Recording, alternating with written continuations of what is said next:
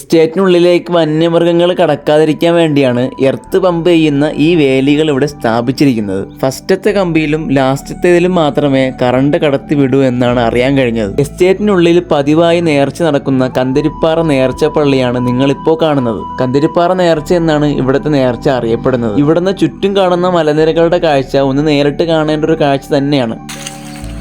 വാവ്, ആണ് മക്കളെ ജണ്ട എന്ന് പറഞ്ഞ സാധനം.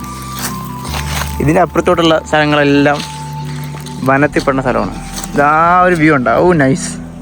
ഇവിടെ നടത്തുന്ന നേർച്ചയിൽ ഇന്ന മതക്കാർക്ക് മാത്രം എന്നൊരു വിഭാഗീയത ഇല്ല. എല്ലാ വിഭാഗത്തിലുള്ളവരും പങ്കെടുക്കുന്ന ഒരു നേർച്ചയാണ് ഈ കന്തിരിപ്പാറയിലെ നേർച്ച. ഇക്കാണുന്ന പാചകപ്പുരയിൽ നിന്ന് പുക ഉയരുന്നത് കാണുന്നതോടെ എസ്റ്റേറ്റിലുള്ള സകല ജനങ്ങളും ഇവിടേക്ക് ഭക്ഷണത്തിനായി വരുമെന്നാണ് പറയപ്പെടുന്നത്.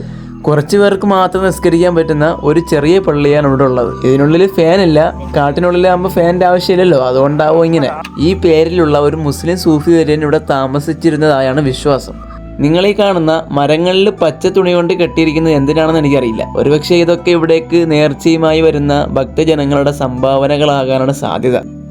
ഇവിടേക്ക് വരുന്നതിനുള്ള റൂട്ട് ഏതെന്ന് വെച്ചാൽ പുനലൂർ വഴിയാണ് വരുന്നതെങ്കിൽ ചാലിക്കര വഴിയാണ് എളുപ്പം. അതേസമയത്ത് തെന്മല ഭാഗത്തു കൂടെയാണ് വരുന്നതെങ്കിൽ കഴുതുരുട്ടി വഴിയാണ് വരാൻ എളുപ്പം. ഈ ഭാഗങ്ങളിൽ കടുവയെ കണ്ടിട്ടുള്ളതായാണ് അറിയാൻ കഴിഞ്ഞത്. ഇതിലെ വരുന്നവർ ഒരു കാരണവശാലും അമിത വേഗതയിൽ വാഹനം ഓടിക്കരുത്. ഈ കാണുന്ന കന്നുകാലികൾ അല്ലെങ്കിൽ ആന ഉൾപ്പെടെയുള്ള വന്യമൃഗങ്ങൾ മുന്നിലേക്ക് ചാടാൻ ഭയങ്കര സാധ്യതയാണ്. ഞങ്ങളിപ്പോൾ നിൽക്കുന്നത് മാമ്പഴത്തറ വ്യൂ പോയിന്റിലാണ്. ഇവിടുത്തെ സൺസെറ്റ് കഴിഞ്ഞുള്ള വ്യൂ ഒന്ന് കാണേണ്ടത് തന്നെയാണ്. ഒരുപാട് നേരം ഞങ്ങളിവിടെ സ്പെൻഡ് ചെയ്തു. നമ്മൾ മലയാളികൾക്കുള്ളൊരു പ്രത്യേകതയാണ് നിങ്ങളിപ്പോൾ കാണുന്നത്.